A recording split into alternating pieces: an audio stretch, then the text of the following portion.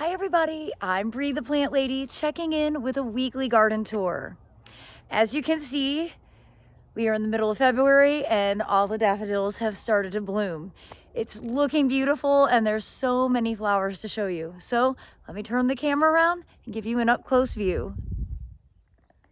Well, as you can see, the daffodils have started to burst into bloom. It's such a cheerful time. I love cutting these for indoor flower arrangements. Now you can see that I didn't make any progress in this bed last week. It was a goal that I haven't been able to get to, but I'm hoping to do it in the next couple of days before I leave for South Africa. My plan is to, take up my cottage garden holiday flowers and I've actually decided I'm going to transplant some of the bachelor buttons. Now, I never recommend transplanting, particularly for things like poppies and larkspur, because they have tap roots and they really don't transplant well. But the bachelor buttons actually can be transplanted, and I'm planning to move them into the wave where there's a lot of open space just to help fill in the gaps and make it more interesting. And of course, I have an absolute ton. So I'll make sure to make that a separate video to show you that process up close and personal. You can see they've grown a lot. So it's going to be really easy to kind of dig clumps. And what I think I will do in their holes is just seed in some buckwheat to fill in the gaps to prevent weeds from getting established. Now overall, I think this bed is looking good. You can see along the edges, the spicy greens mix is growing. Let's see, there's also some cilantro that is starting to grow out quite nicely. But this bed is definitely dominated by the bachelor buttons. So I think transplanting some of these out will make a big difference.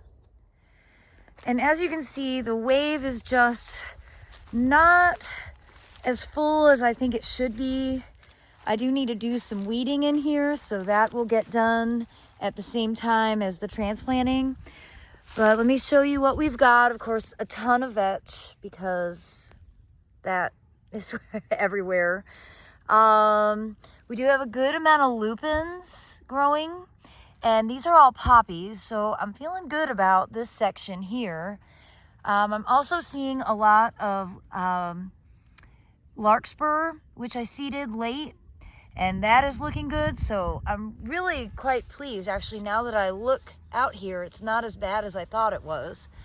But there's definitely open areas that I could transplant bachelor buttons into, and I think it would make it more interesting. The grains are really getting eaten badly.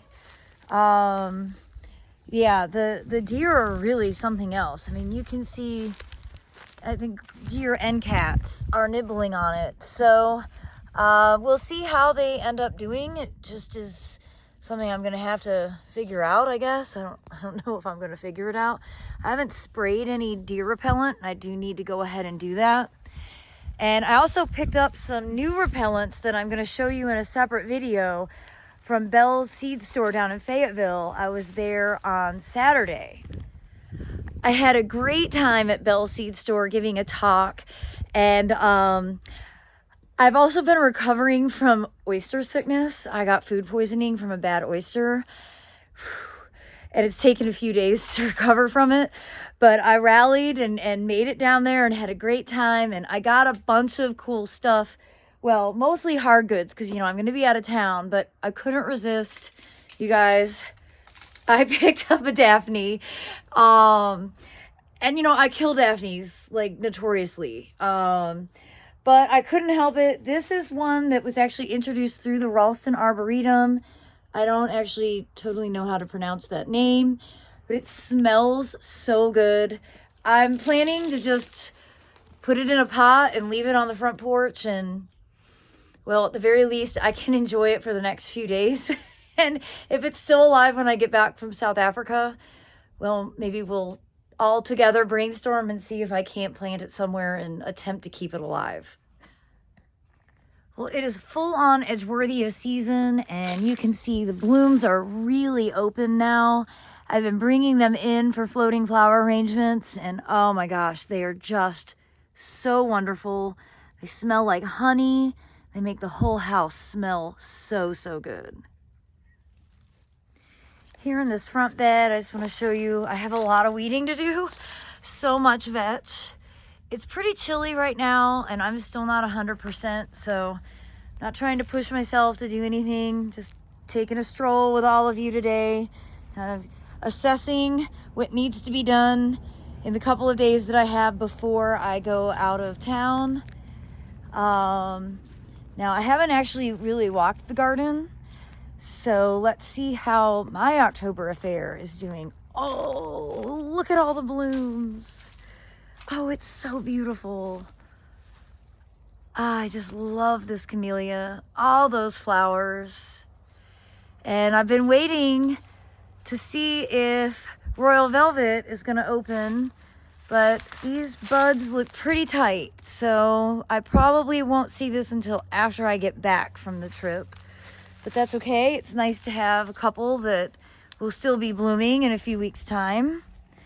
Now, I do have a million hellebores to harvest, and I'm not sure I'm totally up for it today to make floating flower arrangements, but definitely I think by tomorrow I will be back in normal capacity. You can see, I'm gonna harvest all of these and make some really amazing arrangements. And here's Camellia Jacks, blooming really nicely. I still need to spray this with oil. That is top on my list. And as we make our way into the backyard, you can see those crocuses have been blooming for 3 straight weeks. I don't know what crocuses these are. I just got them from a bag, probably from Lowe's or Home Depot. But they're so cheerful and nice, and they certainly bring joy to the garden. You see lots of daffodils are starting to bloom. More crocuses here. See, the phlox is really starting to come back to life. And I'm glad I got this bed cleaned up when I did. It's looking good. And, you know, overall, I think everything is doing really well. I have a lot of broccoli to harvest. You can see these in this container here are kind of at that stage where if I don't harvest them, they're going to start to bloom. So I'll be harvesting and eating a lot of broccoli in the coming days. And just to give you an update on the Romanesco that's growing here in the tower garden. You can see it's grown a lot in a week. So that is very exciting to see. And, you know, overall, the cottage gardens out back here are doing really well. You can see the poppies have really grown. These are the corn poppies, Pepperis. And here we have the California poppy. Out here we have, this here is Pepperis somniferum, the breadseed poppy. Here next to it is the corn poppy. So you can see these two together. Look at the difference in the foliage. The corn poppy here is about 2.5 to 3 foot, whereas the breadseed poppy is a bit taller. I've been showing a lot of pictures of the fava beans in recent presentations, and just wanted to give you an update here. These are starting to form flower buds, so those will be blooming soon. They are looking good, as are the fava beans over here in the feed tank. They're really robust, and oh, you can see some flowers are almost starting to open on these plants. So that is very exciting. And here, just to give you a ground plane view, we've got a lot of poppies. That's what all of this is Pepperis somniferum, breadseed poppy. This is kale. Here we have mustard. Here is California poppy. We've got lettuce mixed in. Here's bachelor button. Here are lupins. So I think this cottage garden combo here is really going to be magnificent. And so are the cottage gardens around the feed tank. You can see the allium schubertii have grown a lot.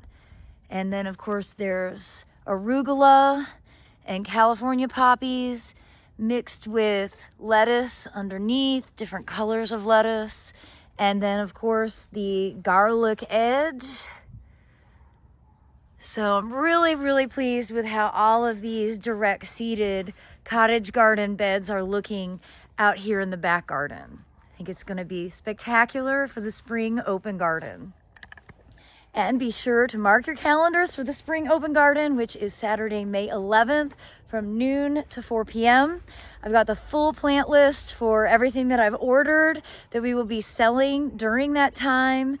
I've got the pricing and everything up, so you can just click that link in the description to get all of those details. And of course, in addition to the plant sale, we will have soil cube and books available. Plan to have the most amazing face painter here.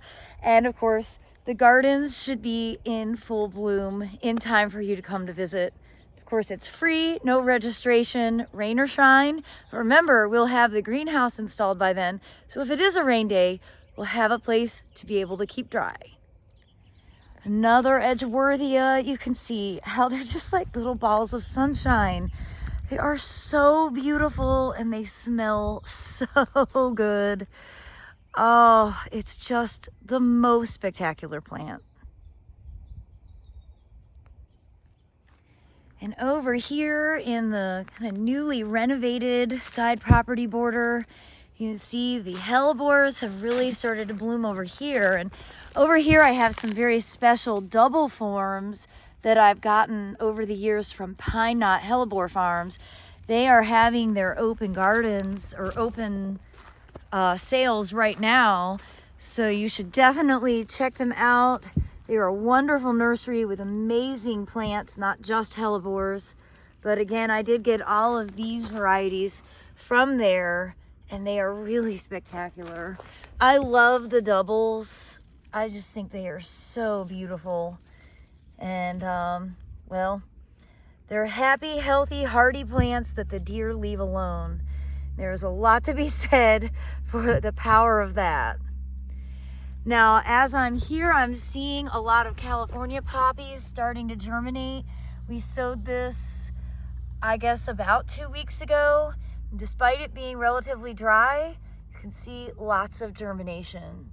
Of course, we sowed a bunch of different things in here. Right now, the California poppies are the only thing I see germinating. But hopefully in the next couple of days, more will come. But I do think I'm gonna have to start running some sprinklers. Well, as you can see, the entrance to the woodland is in full bloom. A lot of these plants, this is their season. As you can see that hydrangeas are already starting to break dormancy. This is precisely why they're kind of not well equipped for this climate, because we are still going to get cold and they will inevitably get nipped. And you can see lots of crimson candles, flowers on the ground falling from the plant. It still has a lot of flowers on it. It's just such an extraordinary variety. And I'm taking advantage of all these blooms, bringing them in for floating arrangements so that I can enjoy them now, because when I get back from South Africa, a lot of these flowers will be finished. Now, I did want to give you a peek here at the 2 different species of Edgeworthia. Here we have Pepifera, and it's much smaller, but you can see the flowers are starting to open up. Next to it is Chrysantha, and this is Snow Cream, and you see how large those blooms are. Well, I had to come over here to see the big Edgeworthia. This is where I need to gather a bunch of flowers from to bring into the dining room and make our whole house smell amazing. It is in full bloom, and it is just such a special plant. Really, if you live in zone 7 through 9, this is a must grow. Edgeworthia Chrysantha. Well, I also wanted to show you that my Mount Aso pussy willow is in bloom. And this is also known as the Japanese pink pussy willow because you can see it's got these pink calyxes. So here's one that's really starting to flower. You can see it has pollen at the tips of those stamens. And this is a great plant to bring in as a cut flower because, well, who doesn't like a pussy willow?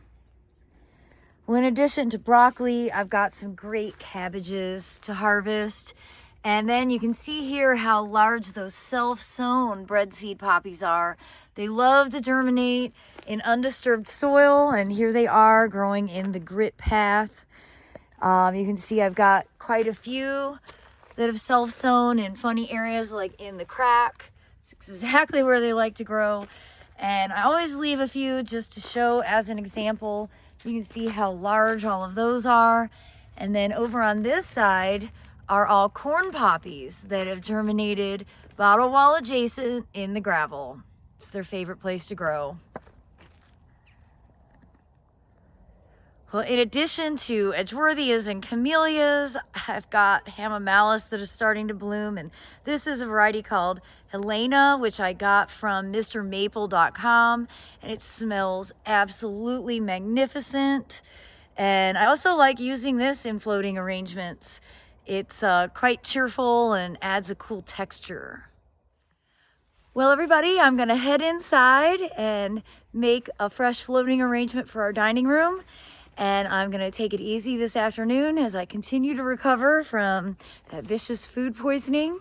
But I'm certainly wishing you all the very best. And as always, thanks so much for watching. Happy gardening, everybody.